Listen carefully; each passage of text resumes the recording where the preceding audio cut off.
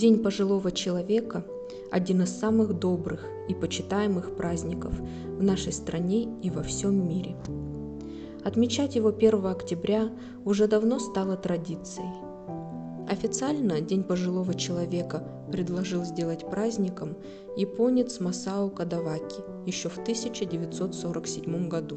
В 1966 году День пожилого человека получил статус государственного праздника. Со временем его стали отмечать во всем мире. В Казахстане День пожилого человека отмечается с 1991 года. Этот праздник имеет свой собственный символ – голубой земной шар в обрамлении колосьев пшеницы на белом фоне.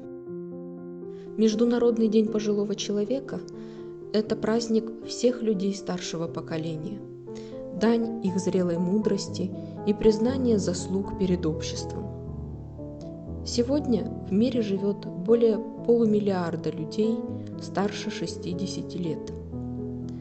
Это золотой фонд человечества, обладающий бесценным опытом и знаниями и передающий их молодым поколениям. День пожилого человека – это еще один повод подарить нашему старшему поколению чуть больше любви и тепла, чем в обычные дни. В этот день коллектив областного историко-краеведческого музея поздравляет всех, кто знает, какая удивительная бывает жизнь, кто с высоты прожитых лет готов делиться профессиональными знаниями и жизненным опытом, добрыми подсказками и полезными советами. Мы желаем вам мира, здоровья, благополучия, добра на долгие годы.